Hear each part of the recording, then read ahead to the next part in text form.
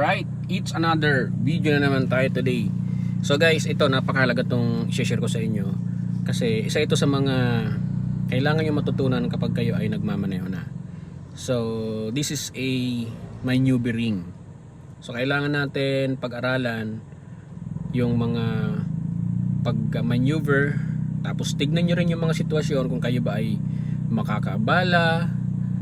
Mayroon ba mga iba pang mga sitwasyon na pwede nyong gawa ng pagmamaneuver para hindi kayo makaabala. Okay, so kung mapapansin nyo guys, andito tayo ngayon sa two lanes, salubungan to. Ayan, pansinin nyo. Ayan, di ba? So salubungan yan. Ngayon, kung ang intention kasi natin ay magbuelta, no? Mag U-turn pabalik. So ngayon, ano ba yung mga pwede nating gawin rito na at least man lang hindi tayo makaabala sa iba? Kasi actually pwede nating gawin dito yung 3 point. Punta tayo doon, tapos pagdating dyan sa kabila, tigil, tapos magre-reverse tayo. Tapos pagdating naman dito sa gilid, saka tayo mag forward ulit, pabalik. So marami matrabaho, no? So kung medyo mabagal ka sa pagka-maneuver dyan, darating yung mga sasakyan, mag-aantay sila. So medyo matatraffic. So ngayon tuturuan ko kayo ng mga iba pang maneuvering na iwas abala. Okay? So ngayon, kung nakikita niyo yan, so 'di ba ang luwang yan. Okay? May papasok diyan.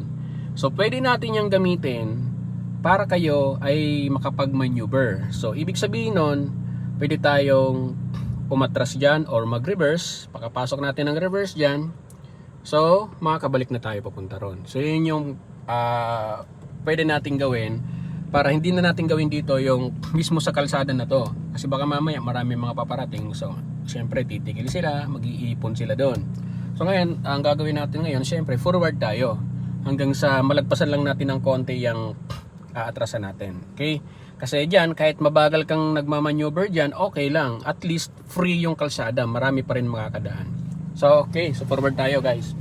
So, lagay ko ng first gear. So, first gear lang gamit kasi malapit lang naman eh. So, forward tayo. Okay, ganito yung pinakang magandang maneuver. Ayan o. Diba? Malapad naman. So, ang gawin nyo lang dyan, lagpasan nyo lang ng konti. Kunti lang. Hindi naman yung sobrang lagpas. Yan. Okay, so yan, di ba? Okay. Pag ganyan na yung sitwasyon, lagyan nyo na ng reverse. Okay. Tapos full turn sa sa right, hazard kayo. Okay. Tapos habang paatras kayo, tingin kayo kaliwat kanan sa side mirror nyo kung meron kayong tatamaan. Ayan. Kung mapapansin nyo, hindi natin maharangan yung buong kalsada dyan. Ayan. Okay, di ba? So pagka nakapasok na kayo ng reverse dyan, stop na kayo. Yan, stop. Tapos lagay ng first gear. Tapos full turn naman sa left.